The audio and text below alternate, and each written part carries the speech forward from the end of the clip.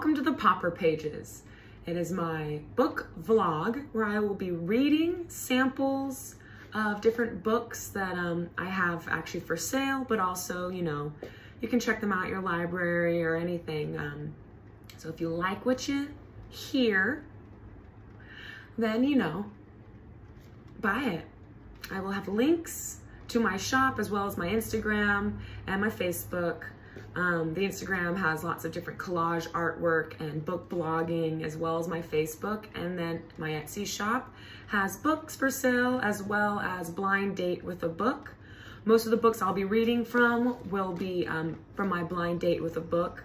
So if you actually find yourself being like, I like this book, I want to buy it, and you want to buy it from me, then just message me on my Etsy shop and ask for the specific book that I read.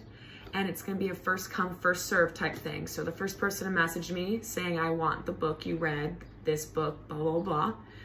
First person to message me will get it. And then, yeah, so that's how that's going to work out.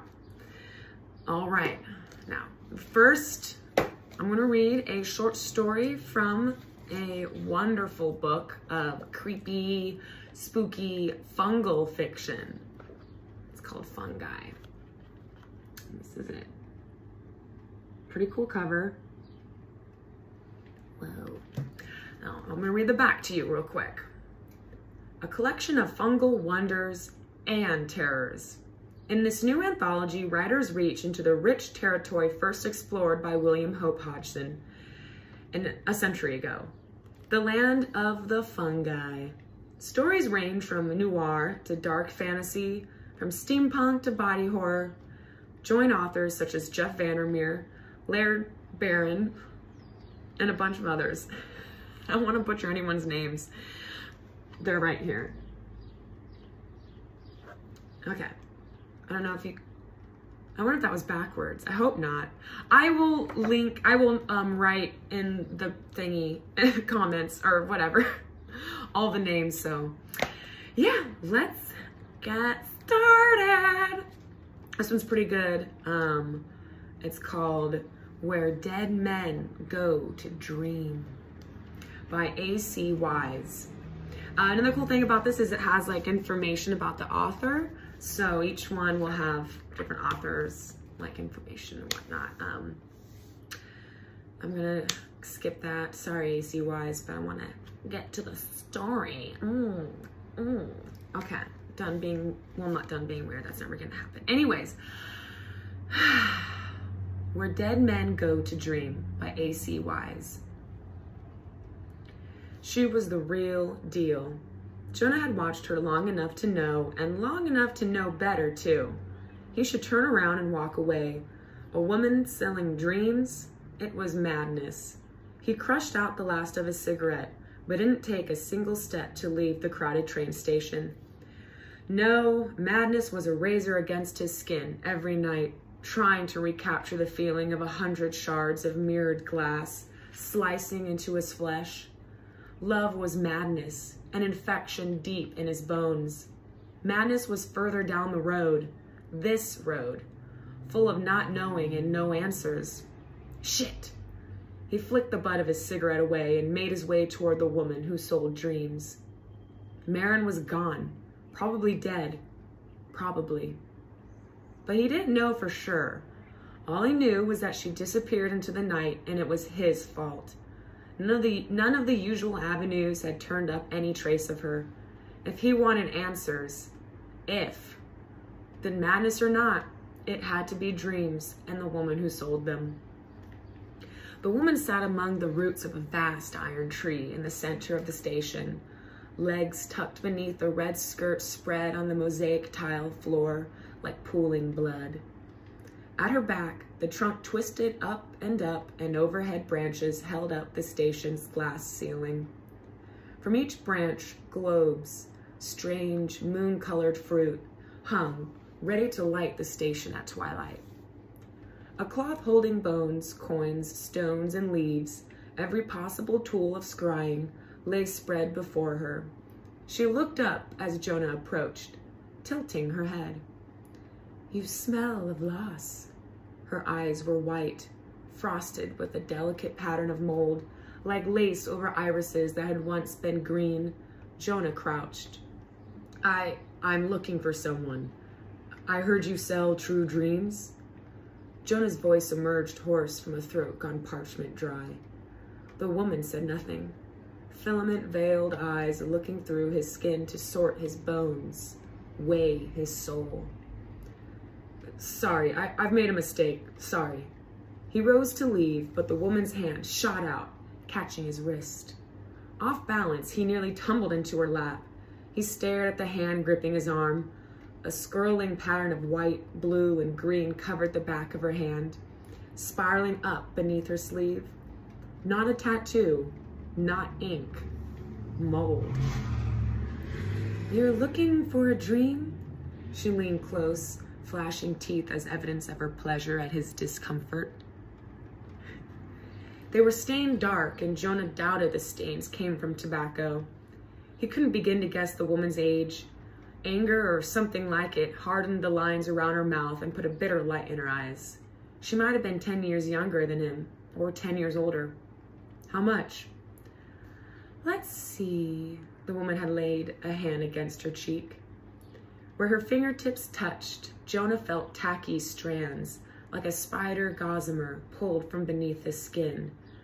The woman drew back, unraveling the strands only to wind them, cat's cradle-wise, around her fingers. Jonah couldn't see the web, but he could feel it, and he knew exactly what the dream seller would see, taste, smell, hear. Marin. And the imprint of his fingers blurring the mirrors covering her skin. The scent of his blood, drawn every time they made love, mingled with her sweat.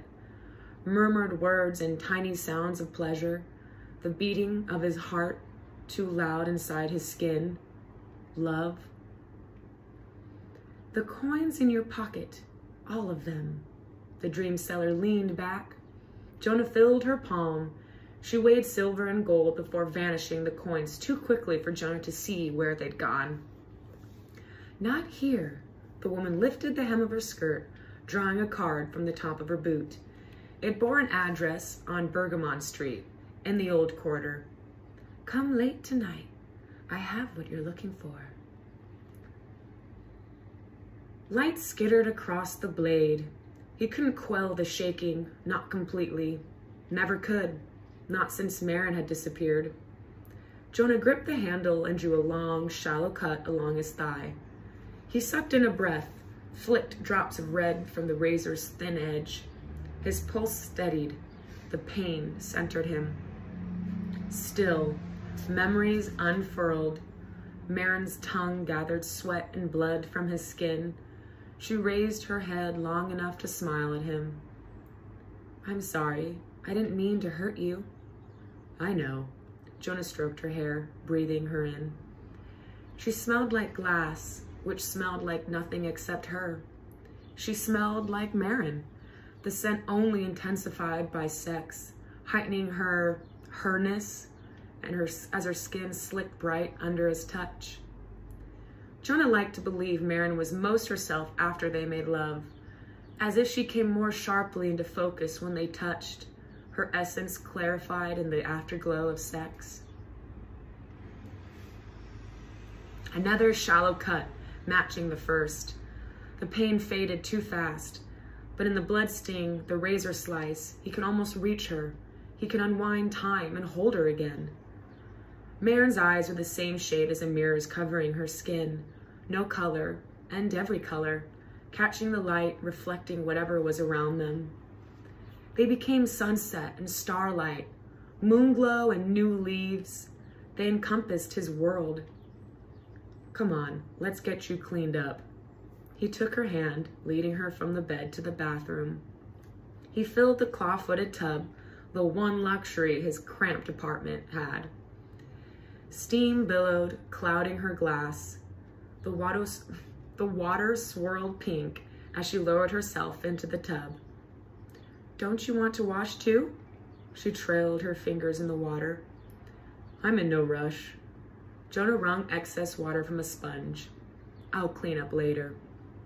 Another cut, lazy, quick. He barely felt the pain. Marin leaned forward, arms wrapped around her legs. Jonah sponged her mirror-studded skin. Water-dark tendrils of hair curled against her neck and shoulders. He breathed steam, breathed her. Cut, jagged, hard. He'd promised not to, but he looked. Below the surface, which merely reflected the room around them, lay the true essence of Marin's mirrors. Fractured light and possible futures sliding across her skin. Children they'd have one day, a boy, a girl, or both. And both with Marin's dark red hair. Their house, a cottage by the sea, an apartment with a balcony overlooking the city, a stone bungalow surrounded by rambling garden. Their future scattered mosaic-wise on her skin, Jonah and Marin making love, 1,000 repetitions in 1,000 fragments of glass, each iteration taking his breath away. A cut, deeper this time. Then, Jonah sucked in a breath. Marin shivered. The bathwater suddenly grown cold. The image changed, their perfect future replaced by a starkness that mocked Jonah with its implacability. In every fragment of glass, Marin lay dead. Pale skin cradled shards of mirror, cracked, broken, emptied of every possible future. What's wrong? She stiffened. Nothing. Jonah tried to back away, to unsee. His legs wouldn't straighten, keeping him crouched beside the tub, gripping its edge so hard his bones ached against his skin. Marin's eyes widened, reflecting the horror of his expression. She reached past him, dripping, to pull a towel around her as she stood. I told you not to look. Goosebumps prickled between her glass. Marin stepped out of the tub. Water pooled at her feet. Her fear. He'd put it there. Her anger, too. She'd seen what he'd seen, just by looking at his face, and it left her lips pressed thin, her expression closed and grim. Marin. He reached for her, and she twisted away. Jonah's fingers brushed the edge of the towel, but she kept going, bare feet slapping tile on the wood in the hall. His memory always quickened the footsteps, turning them into a run. The razor, jagged, went deep. Jonah hissed pain and dropped the blade, shaking hard. He let out a breath and gathered a wadded sheet to press against the wound and staunch the blood. It soaked red in an instant. Marin, if she was dead, did he really want to know? If she'd run away, if she was still alive and wanted nothing to do with him, would that be better? She told him once her mirrors could lie. They showed possibility, not truth. Jonah rose, dropping the bloodied sheet in a heap next to the door. He'd go to the dream cellar, even if he didn't like the answer. He had to know. A green stink rose from the canals, wrapping Jonah's nose and mouth as he crossed one of the myriad stone bridges stitching the city together. His clothes snagged at his wounds, threatening to reopen them with every step. Brass numbers set into the bricks beside each door gleamed in sickly light from the globes hanging like overripe fruit from the twisted iron trees lining Bergamon Street. Each light dragged his shadow away, fraying it and bleeding it into the city's greater dark. He stopped at the address matching the dream seller's card, a narrow brown stone joined to identical houses on either side. The woman opened the door before he knocked, light from the hallway framing her. She'd shed the headscarf, revealing a head bald saved for the mold, delicate as lace, spiraling across her scalp and trailing down her neck. Come in. Jonah followed her to a room crowded with a couch and low chairs, all patterned in faded red and gold. A cup of tea waited on a table in front of the couch, just the right temperature, as if she'd timed its making to his arrival. Orange Pekoe. She smiled. She'd even added exactly the right amount of honey. Despite the overabundance of chairs, she didn't sit. The dream seller leaned in the doorway, watching him as she I want to redo that one. Despite the overabundance of chairs, she didn't sit. The dream seller leaned in the doorway, watching him as she sipped from a cup smelling faintly of jasmine. What use is it knowing the future if you can't change it? If your lover ends up dead anyways? Her words cut, almost as sharp as a razor. Jonah's cup rattled as he set it down, the desire to run overwhelming, but the dream seller stood in the doorway, blocking him. Why did you come here, really? I have to know what happened to her. Jonah hated how small his voice sounded. Dreams don't tell the truth any more than mirrors do. They're fickle. Behind the bloom of mold covering her eyes, she watched him, intent as though the white filaments only sharpened her vision. What do you really want? Jonah's teeth hurt. His whole body hurt. He couldn't look the dream seller in the eye. He looked at his hands instead, shaking, pressed flat against his thighs.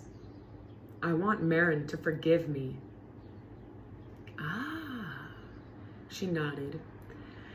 As long as you're clear. A smile shadowed her lips as she turned. Come with me. Jonah hesitated, but honesty had left him exhausted. He abandoned his tea and followed the dream seller. Amaryllis, the woman's voice trailed back to him. It took Jonah a moment to realize the word was her name. She opened a door in her tiny kitchen, leading him down a wooden staircase. The basement was cold. It smelled of cobwebs in the canals. Jonah imagined thick water pressed against the walls on the other side. I'll respect you enough not to ask if you want to change your mind, Amaryllis said. The dream seller pulled a string dangling from the ceiling, flooding the room with uncompromising light. Their shadows stretched across the brushed concrete, stopping short of a dense metal door set in the far wall. Amaryllis crossed the room and pulled the door wide. It released with a faint hiss, a sound matched by the catch of Jonah's breath. Amaryllis stepped aside. The sight inside the cold storage room gut-punched him. A dead man hung from a dozen thin ropes. His bare, blue-gray feet pointed down, his head lolled, as though at any moment he would wake. Mushrooms, as thin as breath, as gray as moth wings, covered every inch of his skin. Only his face was clear, save one delicate blossom just below his right eye. They didn't fruit until he died. Amaryllis' voice pulled Jonah back. He closed his mouth, turning to stare at her instead of the dead man. She looked past him to the corpse, so Jonah could tell which one she addressed. There's an imbalance in every relationship. One person who loves more than the other. Jonah opened his mouth to protest, but she went on. I loved more and he loved equally, everyone just the same. It got him killed. He was shot. A jealous husband, a jealous wife, it doesn't matter. Everyone wanted something from him more than he had to give. But I was the one they brought his body to in the end. I took care of him when he was alive, dream drunk. Why shouldn't I watch over him once he was dead? Nothing changes. After a week, 2 officials from the city came and told me I had to burn or bury him.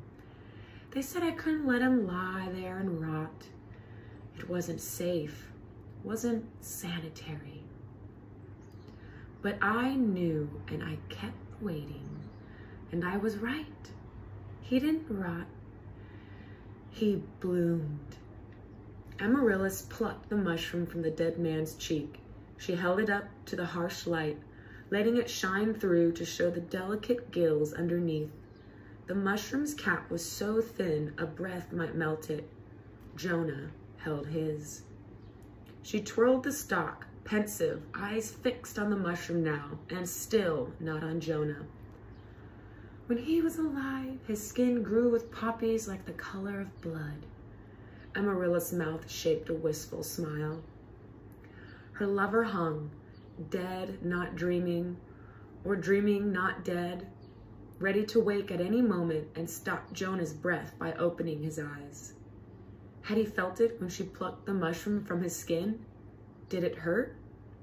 A patch of mold curled across Amarilla's cheek, gentle as a lover's touch. She put a hand to it, the hard line of her lips softening further.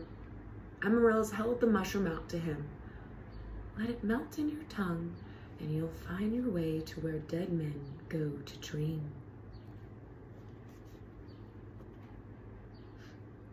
What? In the glow shed from the iron trees lining the canal, the mushroom looked even more ephemeral.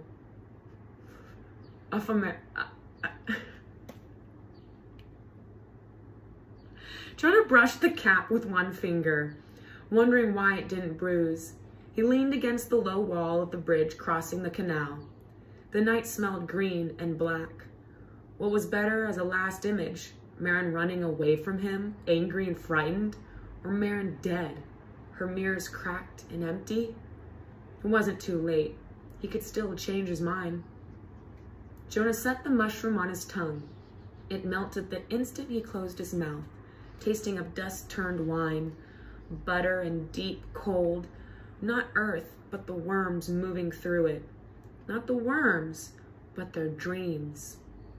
The last taste hit the back of his throat, and Jonah gagged. He turned, gripping the bridge, fighting to keep the insubstantial slickness down. He sucked in a breath. The sick smell of the canal refreshing against the thickness coating his tongue, crawling down his throat and up his nose. The world tilted. Sweat popped out cold all over his body. He stared fixedly at his wavering reflection in the dark water, focusing on it, focusing on not falling in. The image split, doubled, and a face beside his that wasn't his turned toward him. Yeet! Jonah whirled, backing against the bridge wall. The dead man wore loose black trousers and a black shirt hanging open. Beneath the shirt, covering his skin, poppies bloomed dense. Amaryllis sent you? It wasn't a question. Jonah gripped the stone behind him. The man tilted his head, a curious and patient gesture. Dark hair brushed his collar and curled soft against his cheeks. His black eyes were tinged red, as if his entire being was soaked in subtle blood. He took a step forward, reaching as if to soothe a frightened animal. Beneath the dead man's bare feet, the cobblestones cracked. Bright petals unfurled in the cracks, filling the air with a sickly sweet smell, just on the edge of rot. Poppies ran riot, racing out from beneath his soles to swallow the stones. The dead man took another step, and the sky flickered. The night flipped from black to white. The dead man's skin turned gray, the blooms on his skin withering and falling away. He opened his mouth, and black river water spilled down his chin. Jonah reeled back. His only thought was escape. A hand covered in petals caught Jonah before he fell, pulling him back from the bridge's edge. The dead man's eyes were black-red once more, his skin whole and blooming with flowers. His gaze searched Jonah the way Amaryllis had, sorting his bones. "Are you sure you want this?" the dead man asked. "I can make you forget instead." His breath smelled like poppies too. The gray dead fingers plucked a flower from an equally gray chest and held it out. The corpse's eyes were black coffee, edged in dried blood. They were the color of midnight and crimson dawn. He was the most beautiful man Jonah had ever seen, and the most terrifying. Jonah opened his mouth, closed it in silence, then shook his head. "I need to know." He couldn't look directly at the dead man as he gave his answer, but he glanced at him from beneath half-lowered lids. The dead man's smile was crooked. Too bad. He tossed the poppy over the bridge and the canal caught it. It floated for a moment, incongruous against the slick green black before sinking. The sky flickered again. The bridge trembled. The stone split and pale mushrooms fruited in place of red petals. Eyes white, skin blue. The dead man pointed to the water. There. Dread swelled in Jonah's throat, stopping his breath. It stiffened the muscles of his neck so he couldn't turn his head. He knew what he would see and he didn't want it anymore, but it was too late to change his mind. After an eternity, he turned. Marin rose, dripping from the water. It ran black on her skin, like ink, fat drops tracing the flesh between the mirrors. Between floating and walking, swimming and drowning, she moved to the edge of the canal and clambered up the slick stone. Jonah's pulse hammered, fear rooting him to the spot. Marin crossed the bridge and stopped inches from him, her eyes the dull, shattered color of broken glass. When she blinked, blood ran from her lids, all over her skin. Her mirrors were broken. Jonah couldn't see anything in them at all. I'm sorry. He reached for her. She flinched away. You shouldn't have looked so deep. Jonah clenched his jaw in his fingers. You shouldn't have run. I could have helped you. We could have figured something out together. Marin blinked. More blood ran from her eyes. She shivered. No, her voice blew, a cold wind coming from far away. Jonah reached for her again, and again she pulled away. I wasn't scared of death. Marin's tone and gaze were steady. She met Jonah's eyes. Every time you looked in my mirrors, all those possible futures narrowed the world. They piled up against me until I couldn't breathe. You saw what you wanted to see, and you never once asked me what I wanted. That's not true. I never. Jonah shook his head. He knew what he'd seen in her skin. All the houses they might live in, the children they would have, had. Different iterations, but always together, always happy. He reached for her shoulder. He caught her this time, digging his fingers in when she tried to twist away. He gripped harder, desperate to hold her. His hand slipped, moved, squeezed. His thumbs pressed against her windpipe, crushing. Her mirrored eyes widened, truth and lies tumbling through them. Jonah couldn't tell them apart. His love had terrified her. She'd run away seeking her death. Her death was a tragic accident. She wasn't dead at all. She had a secret lover, a life of crime. He'd never really known her. She was a stranger, and her mirrors had only shown him what he wanted to see. Stop. It wasn't Marin's voice. No, stop. It wasn't Marin's voice, but the dead man's. He put a hand on Jonah's wrist. Gray poppies, moth-wing thin, covered his skin. His eyes were white, tinged with red. Jonah let go, startled. His palms were lacerated a dozen times, slick with blood. He whirled back to Marin, but the space where she'd stood was empty.